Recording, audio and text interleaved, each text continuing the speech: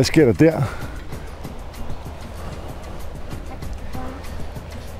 Hallo? Ich bin ein kleine Däne in die österreichischen Alpen. Antonia, hun sidder her og laver og plukker brændenælder. Kun die Blätter im Mund nehmen und essen. Und das brennt nicht. Det kan man kan godt spise brændenælder rå. Antonia sidder og plukker de der brændenælder hele dagen, fordi at de smager godt. Og ja, det synes jeg bare var sjovt at kigge på. Og som sagt, det der med at køre på sådan en cykel, hvor man får lidt mere tid til at kigge sig omkring, frem for at der ligesom går sport i den, hvor man skal virkelig udfordre sig selv. Det er ret stejlt her. Og hvis ikke man har sådan en hjælper på, så sidder man og lider, ligesom de gør i det normale cykelfelt. Og når man sidder og lider, så selvfølgelig får man de store indtryk. Men man får jo ikke de små indtryk som det her, for eksempel. Den falder lige op og kigger på, den have der. Og prøv at se engang, når man starter, så er det simpelthen easy peasy. Man kan nærmest køre uden hænder, ikke? Det går normalt ikke på sådan en 10% stigning. Også selvom man hedder Bjarne Riis. Det her, det er hus Bauernladen. Det er den gade, det er den have. Jeg skal lige prøve at se, om der skulle være mulighed for måske lige frem at få en guided tur eller et eller andet. Ja, hallo. Hallo, ich bin der Henrik aus Dänemark. Hallo, Hans Bayer. Hans Bayer. Das ist deine Garten da oben? Ja. Hast du hier in deine Garten? 130 verschiedene. Der er 130 forskellige plantesorter. Altså som børn, så kunne man jo ikke købe alt muligt i butikkerne det hele, så de gik tit ud og samlede de vilde ting rundt omkring.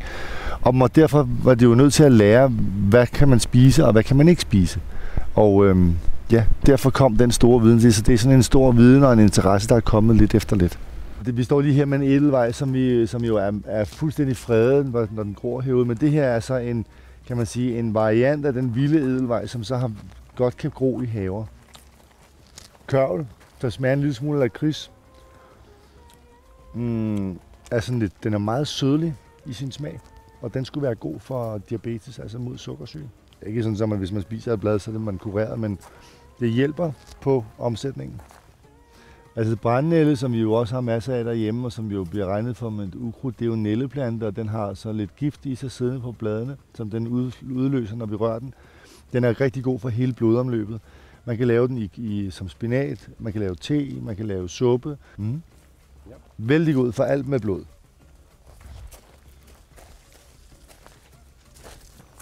Bibernelle. Bibernelle, ja. Det er faktisk en tysk hvidløg, og den der er her, det er den kinesiske hvidløg.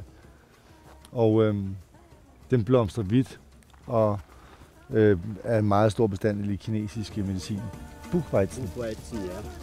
Das Buchweizen kann man gutes Müsli machen, ja. Frauenkraut. Ja, das ist jetzt eine Einlage, ja. Kvindeurt. Det her, det er Viagras modsætning, og den er selvfølgelig rettet mod kvinderne. Og nu har jeg smagt på rigtig mange, så jeg er simpelthen træt i min mund. Den er fuldstændig... Mein Mund ist müde jetzt, weil ich habe so viele... Ja, altså det er jo sindssygt interessant, at jeg kunne blive her i 1 million år, fordi det er jo lige præcis det, som det handler om med mad. Hvorfor spiser vi? Vi spiser ikke kun, fordi vi skal sidde på en anden 2-3-4 stjernet restaurant og være dekadente. Vi spiser, fordi at vores motor har brug for noget brændstof, og den har brug for nogle forskellige virkemidler, så den kan omsætte det brændstof, vi nogle gange spiser. Og det er så interessant, når der er nogen, der ved noget om det, og livsbekræftende. Ja, und das ist das spezielle Kräutersalz.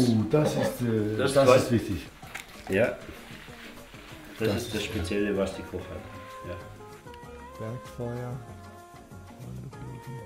Das heißt, speziell Hexentrunk für durstige Hexen. Aha. Ja? Okay, so bin ich bereit, nach Dänemark zu fahren mit neue entdeckten Teen und so. Det var altså en kæmpe oplevelse.